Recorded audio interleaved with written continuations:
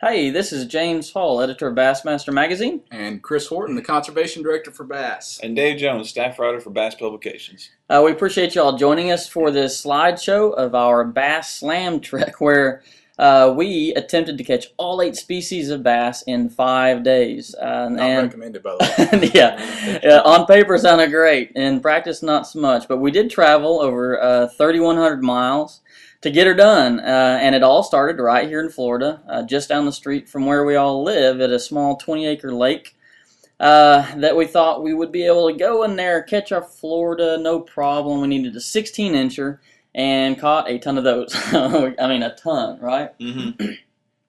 But we had fun catching them. That was not the issue, but we wanted to get on the road to get to the next spot. So that 16-inch fish, man, it kind of eluded us for a while.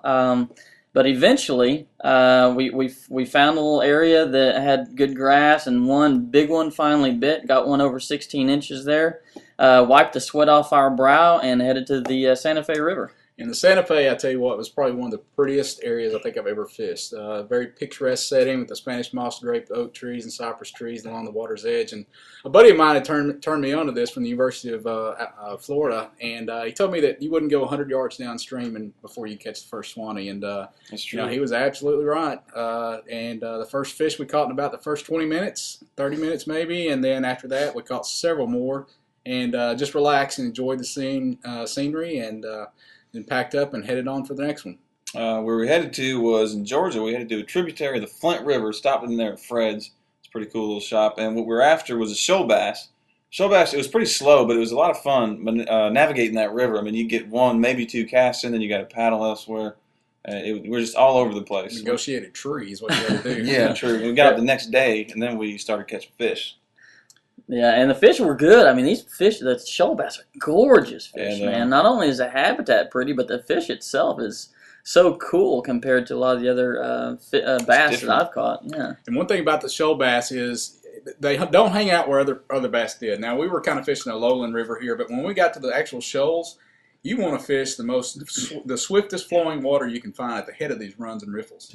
Yeah, and this area right here ended up being pretty productive for us. And man, I was amazed. You throw right into the heart of that current. There seemed to be no water too fast for a shoal bass to exist. And they're really fun when you hook them up in that swift water too. And how to use the current. Especially using light tackle. But just a very, very scenic place to fish, and I highly recommend going after shoal bass anytime. Well, after the shoal, it was on to the red iron spot, but somebody had to keep these guys in line, so I had to take a nap. So anyway, it was on to the Tallapoosa for a chance at spotted bass and hopefully a red eye. And we're fishing here below Martin Dam on the Tallapoosa River, and as you can see, we're waiting. And for those out there that are considering waiting below a dam, word of advice, pay attention to the water levels. That's enough said. Yes, alarms are there for a reason, so listen. But anyway, we managed to catch some great spotted bass. Unfortunately, we set the bar a little too high at 12 inches for the red eye. Although we caught, I think, 3 red eye total, they were all fairly small. And red eye are really a small stream specialist, so they're always going to be pretty small. Yeah, but with our tails between our legs, we slid up to northern Alabama to fish the Flint River there, and I mean slid all the way down to it, and once we got in the water we slid a couple of times as well. But man, that little Flint River outside of Huntsville is absolutely gorgeous. You can see we're oftentimes wading only ankle deep and catching fish.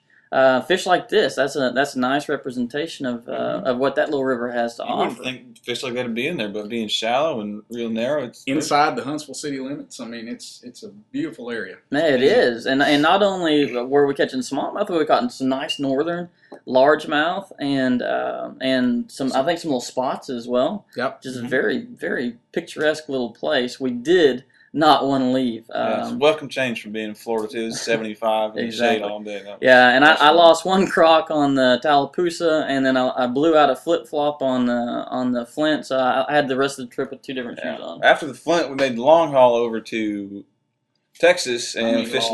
Yeah, real long. Lady Bird Lake, right outside of Austin. I mean, I was Austin there, and we launched at about 10:30 in the morning, about 9 o'clock, and then within 30 minutes, I had that one that counted.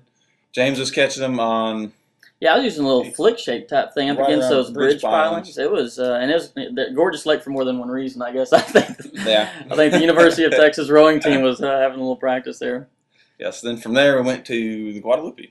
And upon arriving at the Guadalupe River below Canyon Dam, I was a little bit concerned when I saw the color of the water. It was really kind of a milky green, which means the fish were going to be washed out. And unfortunately, you really need good colored fish in order to tell the difference between a Guadalupe and potentially a smallmouth or a smallmouth and Guadalupe hybrid. So anyway, we launched and proceeded to fish for the next several I wish I didn't do hours. that. That thing stunk. You always find a dead armadillo in Texas. But we managed to catch 3 fish that we thought could be potential Guadalupes, but we were a little bit concerned that they might be hybrids with smallmouth. So as soon as we got back, we called Texas Parks and Wildlife and sent them some photos and said, "Can you help us? Did we really for sure catch a Guadalupe?" And out of those 3, 2 of them were hybrids, and 1 of them was a Guadalupe. And that was a nice northern largemouth there. And what a beautiful place that Guadalupe River is. It is a very popular destination for Texans to tube down. But man, it is a super little fishery as well. Definitely. Absolutely. And that left us pretty wiped out after that day on the river. Yeah. And it was a long trek back home. Night before in Austin didn't help much. But, What are you talking about? Anyway, I tell you, that 5-day trip, catching all those different species of bass, is something I will never forget. Yeah, it was a really awesome experience, and the diversity of habitat was just incredible. But don't push yourself to do it in 5 days or even a week. Take your time and enjoy the surroundings. Yeah, do it piece by piece, or you can try it all at once. But it's definitely worth a shot. A lot of fun, a lot of great memories. Hope to do it again. Absolutely.